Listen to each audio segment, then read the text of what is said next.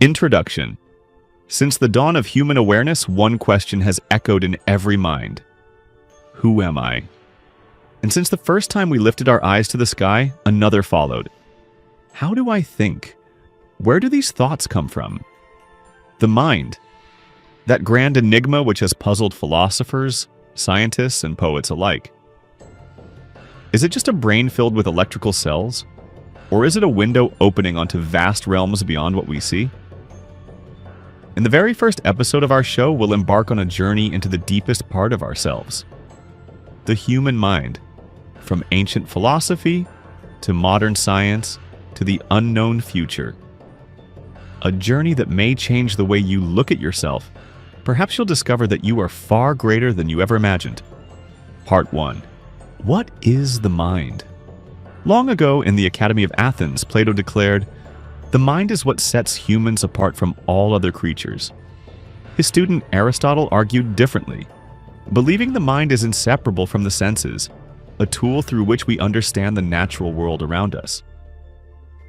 In the Islamic world, Avicenna, Ibn Sina, described the mind as an inner light connected to a greater universal intellect. Al-Ghazali believed the mind is a divine gift to understand God, but with limits, it cannot grasp everything. Centuries later, René Descartes, in the 17th century, shook the world with his famous line, "Cogito ergo sum." I think, therefore I am. But that opened yet another question. Who is it that thinks? The body? Or the soul? Today, scientists know that the brain holds around 86 billion neurons, each connected to thousands of others, an immense network of electrical and chemical signals. Yet the mystery lingers. Is this really enough to explain the conscious experience we feel? Or is there still a hidden secret? Part 2. How the brain works. Imagine this. Your hand touches something hot. Instantly, an electrical signal races from your skin to your brain at incredible speed. In a split second, your brain commands your muscles. Move away, now! It seems simple, but beneath it lies an astonishingly complex process. The star of the show is the neuron. It has a cell body, dendrites that receive signals, and an axon that transmits them. When a signal arrives, a tiny electrical storm called an action potential erupts. But here's the wonder. Each neuron is not alone. It's part of a vast city of connections. Billions of glowing lamps, each linked to thousands more. And what about memory? It isn't just a library where we store data. It's a living network that rewires itself every time we recall something. That's why memories sometimes shift, fade, or even distort.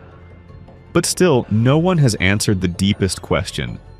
How do electricity and chemistry transform into joy, sorrow, love, or even a single thought about tomorrow? Part 3. Mind and imagination. If the mind were only a calculating machine, there would be no such thing as imagination.